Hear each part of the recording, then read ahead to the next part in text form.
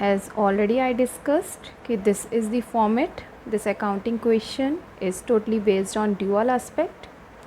This is a mathematical equation in which your asset is equals to liabilities plus capital. Now this is serial number as I have taken in the question. Transactions you have to write over here but in brief. Means जो भी आपकी transactions होगी आप उसको इतना short में लिखेंगे कि हम उसे रीड करें तो हमें समझ में आ जाए. जैसे कि मैंने क्वेश्चन में मेंशन किया था started business with cash, but I have written over here commenced business. It means this is the brief transaction. As it is given assets is equals to liability plus capital. Like this you have to prepare the format. Now the transaction number 1 कि that commenced business with cash rupees 2 lakh. आपको मैंने अभी बताया था कि आपने क्या किया था, commenced business किया है कितने रुपए से, कैश रुपीज़ 2 lakh. ठीक है. As cash is one of your asset, so write it over here, cash rupees 2 lakh. Under the cash write rupees 2 lakh. As according to this, cash is asset must be equal to liability plus capital. You know very well whatever the amount introduced by the owner in a business, that is to be treated as a capital. So that's why we will write over here under the head capital plus 2 lakh. Now देखिए, आप देख रहे हैं यहाँ पे asset is equals to liability plus capital. Now the second transaction is over here. आपने क्या किया था, आपने बिल्डिंग परचेज की थी, वो भी कितने रुपीज़ की, 50,000 की. So write it over here that purchased building, purchased building कितने रुपीज़ की परचेज की थी, 50,000. You know very well that building is your asset. Building is your asset. So write it over here that plus building. आप इसी transaction के आगे mention करेंगे, यहाँ मेंशन नहीं करेंगे, यहाँ लिखेंगे प्लस 50,000. अब बिल्डिंग को परचेज़ किया, मैंने आपको बताया था कि that is on the cash basis. तो जब बिल्डिंग आपने परचेज़ की तो नेचुरली क्या गया, कैश गया. तो it means deduct rupees 50,000. Means आप अकाउंट्स में ब्रैकेट में जो भी इंफॉर्मेशन लिखेंगे that shows the deducted amount. Now settle the account like this. You have to settle the account and you have to write over here new transaction. क्या लिखेंगे आप लोग, new transaction. 2 lakh minus 50, that is equals to 1,50,000. Now आपके पास building भी है, building 50,000 equals to rupees 2 lakh. देखिए, आप देख रहे हैं यहाँ पे asset is equals to liability plus capital. Liabilities 0 है, outside liabilities. 1,50,000 is equals to 1,50,000 plus 50 is equals to 2 lakh. 2 lakh is equals to 2 lakh. Clear beta? Like this you have to transact. Now the next transaction is there, that is purchased furniture of rupees 20,000. अब आपने confectionery के business में building खरीद लिया, अब आपने कुछ furniture भी परचेज किया. So tell me, furniture is your asset, liabilities और कैपिटल. क्या है फर्नीचर आपके लिए, असेट है. Tell me whether it is an fix asset और current asset. It is a fix asset. So write it over here, furniture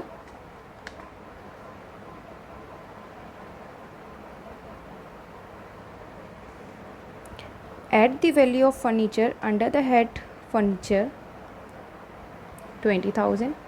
Again you are selling this, you are purchasing the same on cash basis. So deduct rupees 20,000 from here. Clear?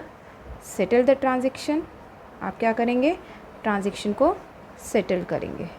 Use the scale बेटा. 1,30,000 cash balance, 50,000 की आपके पास building है, 20,000 का आपके पास furniture है, and total capital है आपकी 2 लाख रुपीज़ की। देख रहे हैं, हमेशा ध्यान रखिएगा जितनी भी आप लोग जो चीज़ खरीदते जा रहे हैं उन सबको ब्रॉड डाउन करते जाएंगे। ऐसा नहीं है उनकी वैल्यू ऊपर ही छोड़ दिया आपने। You have to brought down because asset must be equals to liability plus capital and according to dual aspect एक ट्रांजेक्शन में 2 अकाउंट्स इफ़ेक्ट करेंगे। जैसा कि बिल्डिंग आया तो कैश गया, फर्नीचर आया तो कैश गया, इन्वेस्ट किया अमाउंट तो कैश भी इफ़ेक्ट हुआ और कैपिटल इफ़ेक्ट हुआ। तो like this dual aspect double entry I am doing. Clear. Next transaction क्या थी हमारी, that paid ₹5,000 for repair of building. मैंने जो बिल्डिंग नई वाली ख़रीदी थी ना यहाँ पे, उसका मुझे कुछ रेनोवेशन कराना था। देखिए बेटा, रेनोवेशन बिल्डिंग का हुआ है but this is the expense. आपको एक रूल पता होना चाहिए कि जिस दिन आप कोई फ़िक्स असेट ख़रीद रहे हैं उसी दिन में या आप उसके नेक्स्ट डे उसके अंदर कोई रिपेयरिंग कराते हैं, then that is to be included in the value of that fix asset, goods को छोड़ के, क्योंकि गुड्स में तो आप डील कर रहे हैं। क्लियर। बट अब ये जो ट्रांजेक्शन्स हैं मैंने बहुत दिनों बाद किए हैं, तो it means this is the expense for us. और एक्सपेंसेस का हमने यहाँ पे कोई कॉलम नहीं बनाया। You know very well, modern approach के अकॉर्डिंग हमने अकाउंट्स को 5 पार्ट्स में डिवाइड किया था, asset, liability, capital, expenses and income. यहाँ पे एक्सपेंसेस और इनकम का कोई कॉलम नहीं है, ठीक है। इसीलिए उसका ट्रीटमेंट कैपिटल अकाउंट और कैश अकाउंट से होगा। अब कैपिटल और कैश में कैसे एक्सपेंसेस हैं, कल भी मैंने आपको अभी एक वीडियो भेजी थी, उसमें बताया था कि अगर कोई एक्सपेंसेस होंगे तो वो मेरे क्या करेंगे, कैपिटल को डाउन करेंगे। So once it is to be deducted from cash, क्योंकि मैं रिपेयर्स जो पे करूँगी बिल्डिंग का वो कैश के फॉर्म में पे करूँगी, and that expense deducted my capital also. So like this you have to do the transaction of expenses. ध्यान रखिएगा, अगर कोई एक्सपेंसेस हैं तो उसका ट्रांजेक्शन इसी तरीके से ही होगा जब आप उसको कैश में पे कर देंगे। Once it is to be deducted from cash and secondly from the capital. Clear बेटा। Now settle the account. 1,30,000 minus 5,000 that is equals to 1,25,000 plus 50,000 plus 20,000 equals to 1,95,000।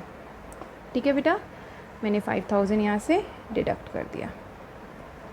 देखिए टोटल कर लीजिए, इन सब का टोटल जो है वो आपका 195 के इक्वल आना चाहिए। 125 plus 20 145 plus 50 that is equals to 1,95,000। Like this you have to do the transaction and write it over here, that is new transaction. Now the next transaction is there, that purchase equipment by taking bank loan. अब आपके पास cash में तो 1,25,000 पड़ा है, but आपको अपने business के लिए कंप्यूटर भी चाहिए, आपको ओवन भी चाहिए, आपको कुछ और इक्विपमेंट्स भी चाहिए, प्रिंटर्स वगैरह। सो उसके पास आपके पास कैश तो 1,25,000 है, बट फिर भी आपने क्या सोचा, मैं बैंक लोन ले लेता हूँ, फाइनेंस करा लेता हूँ और फिर मैं बाद में धीरे धीरे इंस्टॉलमेंट पे करता रहूँगा। तो नेचुरली अब मेरे पास इक्विपमेंट्स आ गए। इक्विपमेंट्स मेरे लिए क्या हो गए, एक असेट हो गई। ठीक है, equipments is one of my asset. Clear बेटा। अब वो आपने इक्विपमेंट्स कितने के ख़रीदे, 50,000 रुपीज़ के। बट क्या हुआ, वो आपने बैंक लोन में लिया। तो right it over hair under the head liabilities bank loan. वो आपने बैंक लोन कितने का लिया, 50,000 रुपीज़ का। क्लियर है। Like this you have to transact that bank loan is of ₹50,000। आपके लिए एक लायबिलिटी हो गई है जो आपको फ्यूचर में धीरे धीरे करके पेमेंट करनी है। क्लियर है, क्लियर है। Bank loan is one of your liability. क्यों, क्योंकि इस फॉर्म अब क्या है, लाइबल है इस अमाउंट को रीपे करने के लिए। ठीक है। Now balance the transaction.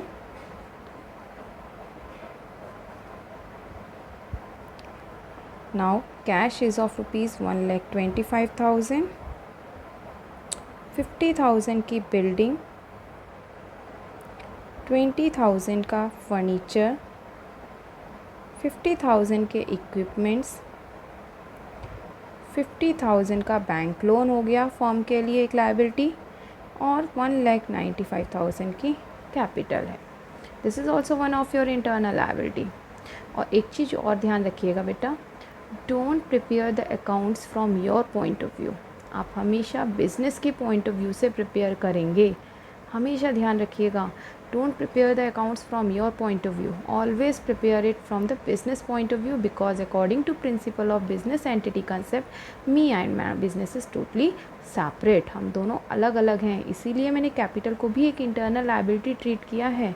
जब बिज़नेस बंद होगा तो वो लाइबल है मुझे पेमेंट करने के लिए, क्योंकि मैंने उसे पैसा दिया है। क्लियर है?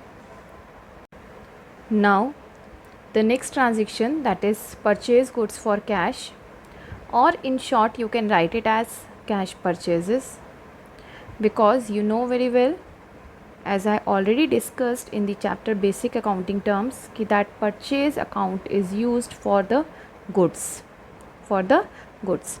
So here you have to add one more account, that is goods account, or you can write it as over here stock account.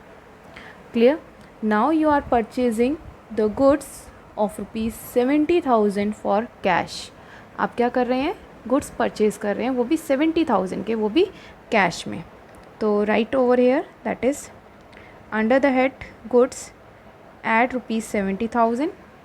आप 70,000 परचेज कर रहे हैं और नेचुरली कैश परचेज कर रहे हैं, तो 70,000 का कैश आपके पास से जा रहा है। Now settle the transaction. देखिए बेटा, ध्यान रखिएगा कि जब भी आप अकाउंट्स को सेटल करेंगे उस टाइम में आपको यहाँ पे इक्वल्स टू का या किसी का साइन नहीं डालना है।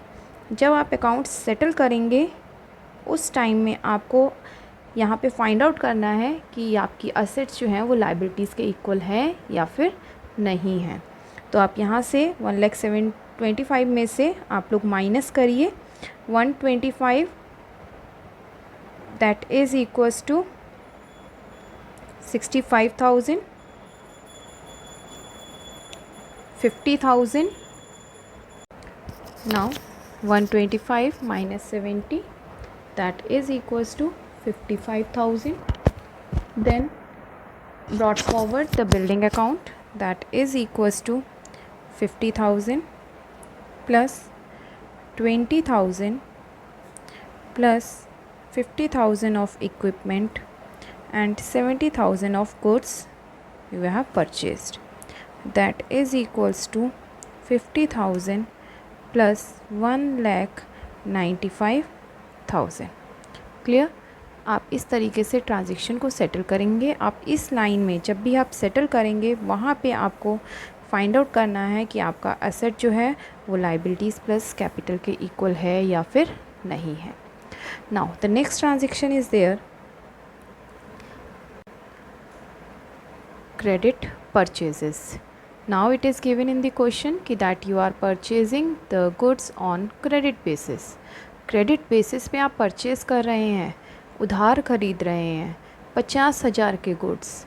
ठीक है, इसका मतलब आप फ्यूचर में पेमेंट करेंगे, और जब कभी भी हमें फ्यूचर में पेमेंट करनी पड़ जाए तो वो हमारे लिए क्या हो जाती है? दैट इज़ माई एसेट और liability? That is my liabilities. Clear? So as we are purchasing the goods on credit, so write it over here, that is 50,000 of goods plus आपने और purchase किए, and one head liabilities are there, that is in terms of creditors. Write it over here 50,000। 50,000 की आपकी liabilities increase हो गई हैं। Now settle the transaction। New transaction, brought forward the cash 55,000, 50,000, 20,000 of furniture, 50,000 of equipment plus goods is of rupees 1,20,000. Clear? 50,000 का bank loan, 50,000 के creditors and plus 1,95,000। तो आप इन सब का टोटल करिए, that must be equals to 2,95,000, क्योंकि इस side में आपकी लाइबिलिटी 50 + 50 + 195 295 की है। क्लियर है? आप हर ट्रांजेक्शन में जब भी आप ट्रांजेक्शन सेटल करेंगे वहाँ पे आप लोग ज़रूर इसे बैलेंस करेंगे। Now next transaction is there.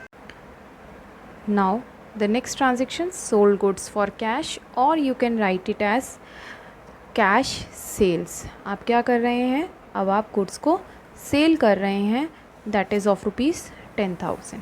तो गुड्स आपके पास से जा रहे हैं, क्योंकि आप डीलिंग कर रहे हैं इसी चीज़ में, तो नेचुरली आप इसी की सेल परचेज़ करेंगे ही करेंगे। सो डिडक्ट 10,000 फ्रॉम हेयर। अब जब सेल करेंगे तो आपके पास कैश आएगा या नहीं आएगा? आएगा। So that 10,000 will get added over here. ठीक है बेटा, like this you have to do. आपके गुड्स गए और आपके पास कैश आ गया, तो आप क्या करेंगे? यहाँ पे कैश में 10,000 को प्लस कर देंगे। Now settle the transaction.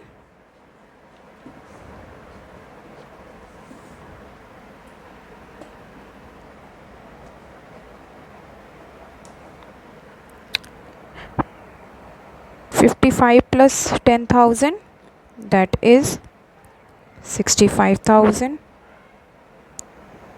plus 50 plus 20 plus 50 plus 110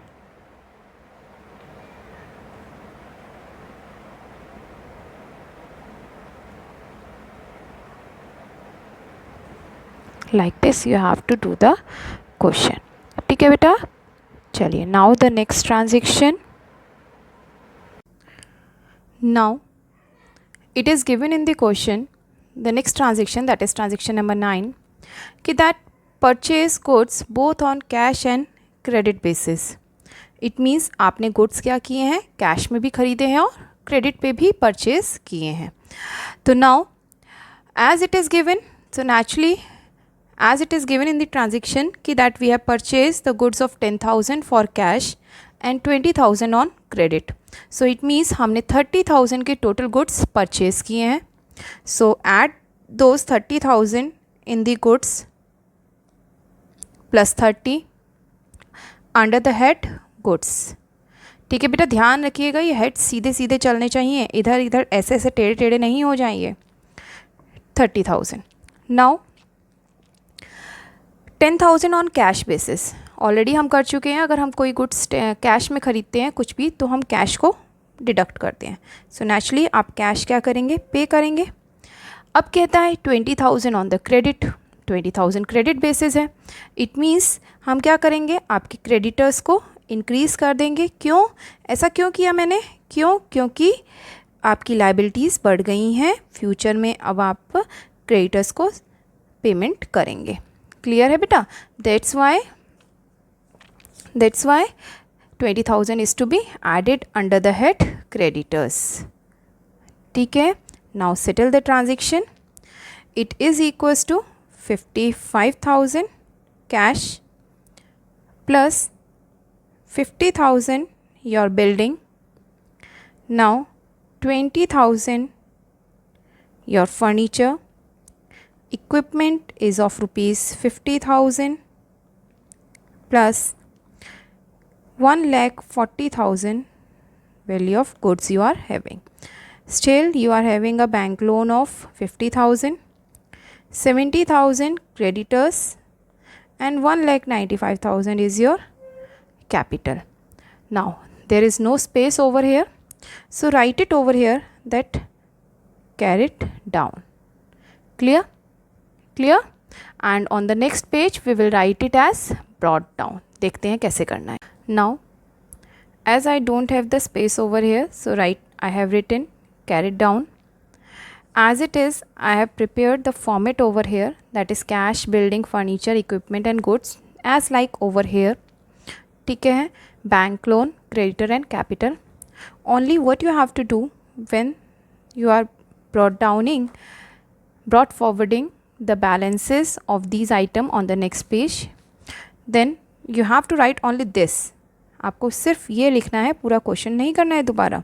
So write at last page you are having a cash balance of 55,000, building 50,000, 20,000 value of furniture, 50,000 value of equipment, and goods of rupees 1,40,000.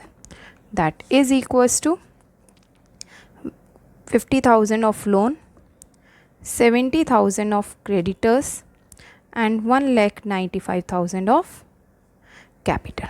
Like this you have to brought down. आप यहाँ पे लिखेंगे carried down, यहाँ पे लिखेंगे brought down. Now we will start the question from this page. Clear बेटा? चलिए देखिए स्टार्ट करते हैं. Now next it is given कि that withdraw goods costing rupees 5,000 for personal use. देखिए बेटा आपका कन्फेक्शनरी का बिजनेस है, कन्फेक्शनरी का बिजनेस है और घर में कोई फंक्शन है, तो नेचुरली क्या आप बाहर की शॉप से परचेज़ करने जाएंगे? नहीं ना. तो एट दैट टाइम आप क्या करेंगे, अपने बिजनेस में से ही गुड्स को विड्रॉ करेंगे. ठीक है, अमाउंट विल गेट विड्रॉ. तो आपके पास से क्या जा रहा है, गुड्स जा रहे हैं. कितनी वैल्यू के? 5,000 के. But this is the expense from a business point of view. Business के लिए तो एक खर्चा हो गया. क्यों? क्योंकि मैं और मेरा बिजनेस तो अलग अलग है. जब उसने मुझे कुछ अमाउंट के गुड्स दे दिए तो इसका मतलब बिजनेस के लिए क्या हो गया, एक एक्सपेंस. एंड एक्सपेंसेस का हमने कॉलम प्रिपेयर नहीं किया है. That's why once it is to be deducted from the goods and secondly from the capital, because your capital will get down. And right over here that is new transaction. Now 55,000 of cash you are having, 50,000 value of building you are having, 20,000 value of furniture, 50,000 value of equipment, 1,40,000 minus 5 that is 1,35,000 value of goods, 50,000 का loan अभी भी है जो हमने पे नहीं किया है, 70,000 का क्रेडिटर एंड 1,90,000 आपकी कैपिटल. ये आपकी इक्वल होना चाहिए. Clear? Now next transaction is there कि आपने क्या किया, बहुत ध्यान से समझिएगा. Sold goods on profit. अब प्रॉफिट पे कैसे सेल किया? देखिए क्वेश्चन में गिवन है, ये ट्रांजेक्शन नंबर 11 है आपकी. ये this one is your 10th transaction. 11th transaction में आपको गिवन है कि आपने 10,000 के गुड्स, कितने थाउजेंड के गुड्स? 10,000 के गुड्स. कॉस्टिंग थी आपकी, आपके पास 10,000 के थे और उसे आपने 15,000 के लिए सेल किया, वो भी कैश. क्लियर? तो आप यहाँ पे क्या करेंगे, गुड्स सबसे पहले देखिए क्या गया, गुड्स गए कितने के? 10,000 के. कैश कितना आया आपके पास? 15,000, क्योंकि आपने 15,000 के लिए बेचे हैं वो. ठीक है, क्लियर? अब देखिए इधर -10 हुआ और इधर 15 प्लस हुआ, तो 5,000 का डिफरेंस आ गया. अब 5,000 का difference and how asset is equals to liability plus capital. आपको कल मैंने रूल बताया था, मीन्स लास्ट वीडियो में रूल बताया था कि आपको अगर कोई प्रॉफिट होगा या कोई इनकम होगी या कोई रेवेन्यू होगा then that will get added in the capital. तो हमें यहाँ पे 5,000 का क्या हो रहा है, प्रॉफिट हो रहा है. That 5,000 will get added in the capital due to profit. ठीक है, like this you have to do the transaction. ध्यान रखिएगा, फिर से समझा रही हूँ. 10,000 के गुड्स थे, 15,000 के लिए सेल किया, 5,000 का profit and that 5,000 will get added over here in the capital because profit will get added in the capital, losses will get deducted. Expenses minus होते हैं इसलिए माइनस कर दिया था ड्राइंग्स का, बट प्रॉफिट हमेशा प्लस होंगे कैपिटल में. Now balance the question. This is equals to 70,000 plus 50,000 plus 20,000 plus 50,000 plus 135 में से 10 गए, 1,25,000, 50,000 का बैंक लोन, 70,000 के creditor. Now you are having the capital of 1,95,000. Like this you have to do. This is your new transaction. ठीक है बेटा। Now it is given paid salary. Salary क्या है? एक्सपेंस। अभी एक्सपेंसेस का ट्रीटमेंट बताया था कि सैलरी जो है पेमेंट हो रहा है, तो once it is to be deducted from cash and secondly from the capital. Secondly हम इसे कैपिटल में से डिडक्ट करेंगे। Like this you have to do the settlement of the expenses. 70 minus 55, that is equals to 65. 50,000 plus 20,000 plus 50,000 plus 1,25,000 equals to 50,000 plus 70,000 plus 1,90,000. Clear? Like this you have to do and write it over here, new transaction. Now इसमें मैंने आपको electricity का बताया था, एक example लिया था कि भाई इलेक्ट्रिसिटी का बिल पे करेंगे एट लास्ट। आप लोग अपने आप करेंगे कि इलेक्ट्रिसिटी अगर आप पे करेंगे तो आप एक बार कहाँ से माइनस करेंगे? कैश में से, और एक बार कैपिटल में से। Do it yourself. Now purchase goods for 20,000 from Ram. आपने ये क्या किया? गुड्स परचेज किए 20,000 के राम से, तो क्या लिखेंगे हम लोग? राम का नाम आ गया, इसका मतलब this is the credit purchases. ठीक है, so credit purchases once your goods will get at 20,000, क्योंकि गुड्स परचेज हो रहे हैं। अब कैश में तो नहीं परचेज कर रहे कि कैश जा रहा है, क्या हो रहा है? उधार खरीद रहे हैं, इसका मतलब 20,000 will get added in the creditors. Clear? ध्यान रखिएगा इतना कि जब हम गुड्स को खरीदेंगे उधार तो क्रेडिटर्स बढ़ेंगे, क्योंकि फ्यूचर में हम लोग पेमेंट करने के लिए लायबल हैं। ठीक है बेटा, ध्यान रखिएगा, क्योंकि ये आपकी डेटर और क्रेडिटर का बहुत कंफ्यूजिंग पॉइंट है। 20,000 plus 50,000 plus 1,45,000 is equals to 50,000 plus 90,000, 70 plus 20 and 1,90,000. ठीक है, last point I am taking, मैंने एक स्किप किया है इलेक्ट्रिसिटी वाला, आप लोग अपने आप करेंगे उसकी treatment. Sold goods costing rupees 15,000 for 25,000 on credit. अब आपको क्या कह रहा है? क्रेडिट सेल, वो भी प्रॉफिट पे। Credit sales on profit. Profit का ट्रीटमेंट मैं आपको ऑलरेडी यहाँ बता चुकी हूँ किस तरीके से करना है, बट क्रेडिट सेल का ट्रीटमेंट नहीं बताया है, वो मैं आपको बताती हूँ। कहता है गुड्स सेल किए हैं, नेचुरल जब यहाँ से डिडक्ट किया तो यहाँ से भी डिडक्ट करेंगे। 15,000 के गुड्स मैंने सेल किए। कितने के लिए सेल किया? 25 के लिए। आपके पास तो 25 ही आएगा, प्लस 25 के लिए सेल किया, वो भी क्रेडिट पे। ठीक है, तो इसका मतलब देखिए, जब आप क्रेडिट पे परचेज करते थे तो क्रेडिटर्स बनते थे, बट अब आप जब क्रेडिट सेल करेंगे तो आपके पास एक असेट बनेगा, that is known as debtors. क्या कहेंगे हम उसे? डेटर्स। एंड वो डेटर्स आपके बन गए 25,000 के। देखिए, अब आप खुद सोचिए, आपने 1 रुपये वाली चीज़ 2 रुपये के लिए सेल किया, तो आप सामने वाले से कितना रुपये लेंगे? 2 रुपये लेंगे ना। That same it is over here कि मेरे को डेटर्स से कितना लेना है? 25,000। तो अब 15,000 वाली चीज़ 25 में सेल किया, तो 10,000 का मुझे क्या हो गया? Profit. That 10,000 will get added in the capital. This is the treatment of credit sale. ध्यान रखिएगा, credit purchases creditors will get add. If credit sale then debtors will get add. ठीक है, डेप्ट्स बढ़ रही हैं, ऐसा क्यों?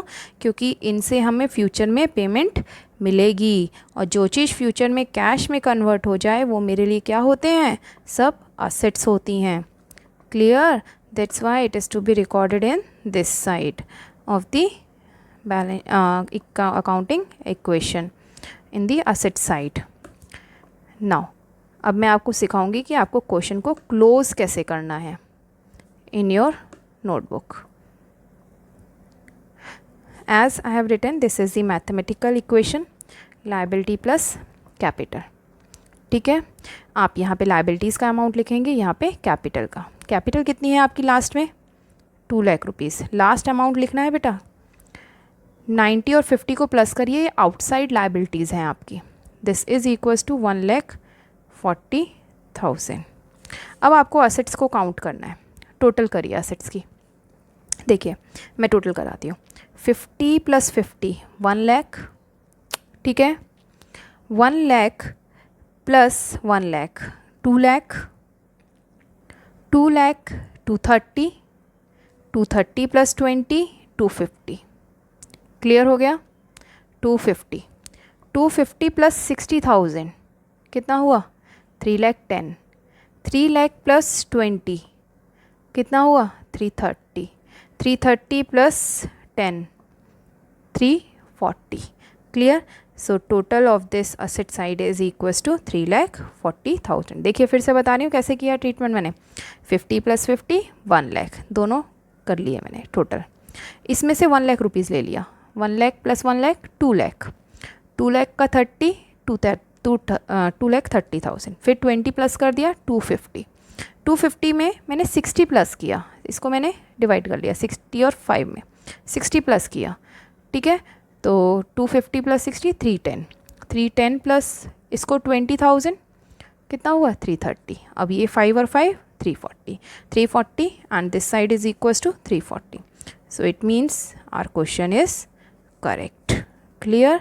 Like this you have to close the question कि यार asset is equals to liability plus capital. Clear? Okay बेटा.